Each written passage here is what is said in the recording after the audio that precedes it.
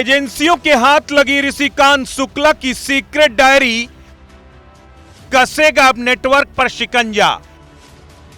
Diary से खुलेंगे कई सफेद पोशों के काले कारनामों का राज। अधिकारियों, माफियाओं और कारोबारियों का नेक्सस होगा अब बेनकाब।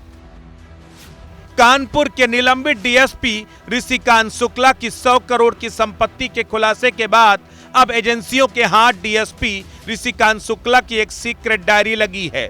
इस डायरी से न सिर्फ 100 करोड़ के काले खेल के राज खुलेंगे, बल्कि माननीयों के कनेक्शन का भी खुलासा होगा। एजेंसियों को उम्मीद है कि अधिकारी, नेता, कारोबारियों के साथ माफियाओं के उस बड़े खेल का खुलासा इस डायरी से हो सकता है। डीएसपी ऋषिकांत शुक्ला के साथ इस पूरे खेल में कौन कौन शामिल था, अब उसकी परतें खुलने जा रही हैं। कहते हैं शुक्ला जी के पास, शुक्ला जी की डायरी में हर एक साहब का पूरा एक एक हिसाब होता था। बेईमानी का धंधा भी पूरी ईमानदारी से होता था। यही वजह है कि उनकी डायरी में तमाम सफेद पोशों के काले कारनामों का हर एक राज दर्ज है। दरअसल उत्तर प्रदेश पुलिस के डीएसपी ऋषिकांत शुक्ला पर भ्रष्टाचार, वसूली, अवैध संपत्ति बनाने के गंभीर आरोपों के बाद उन्हें निलंबित कर दिया गया था। सरकार के आदेशों के बाद अब उनके पूरे नेटवर्क पर शिकंजा कसने की तैयारी शुरू हो गई है। गोपनीय डायरी में ऋषिकांत शुक्ला को 100 करोड़ के साम्राज्य का खड़ा करने में रहे मददगारों के नाम बेपर्दा हो सकते हैं। अखिलेश दुबे और ऋषिकांत शुक्ला के तमाम करीबियों के नाम भी बेपर्दा हो सकते हैं। ऋषिकांत शुक्ला के आर्थिक लेन देन, जमीनी सौदों और फर्जी नाम पर संपत्ति खरीदने, बिल्डरों और अपराधियों से मिली भगत की तमाम जानकारियां हाथ लग सकती हैं। डीएसपी ऋषिकांत शुक्ला ने लंबे समय तक कानपुर में रहकर अपना पूरा एक मजबूत नेक्सस खड़ा किया। वो नेक्सस जिसमें कानपुर से लेकर लखनऊ और दिल्ली तक बैठे वो अफसरान शामिल थे, जो माफियाओं के मददगार रहे। इसके साथ ही तमाम भूमाफिया, बाहुबली और कारोबारियों का नेक्सस भी शामिल था।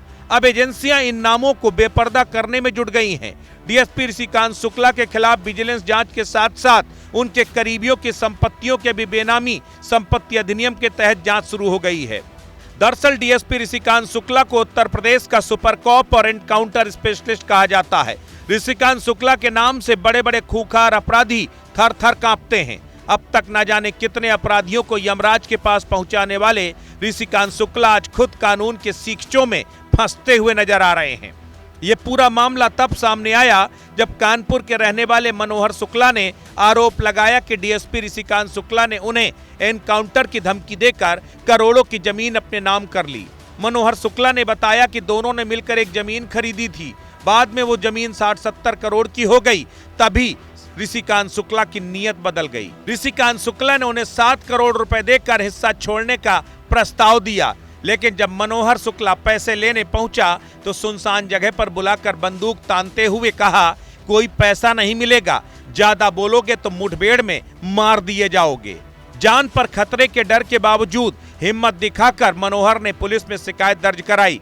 उसके बाद एसआईटी का गठन हुआ और इस जांच में खुलासा हुआ कि दरअसल डीएसपी ऋषिकांत शुक्ला ने 100 करोड़ से ऊपर की अवैध संपत्ति कमाई है। ऋषिकांत शुक्ला ने आरोप लगाया था कि मनोहर शुक्ला कुख्यात अपराधी श्री प्रकाश शुक्ला का रिश्तेदार है, लेकिन पुलिस जांच में सामने आया कि दरअसल एक वक्त मनोहर शुक्ला और ऋषिकांत शुक्ला दोनों एक दूसरे के बेहद करीबी थे।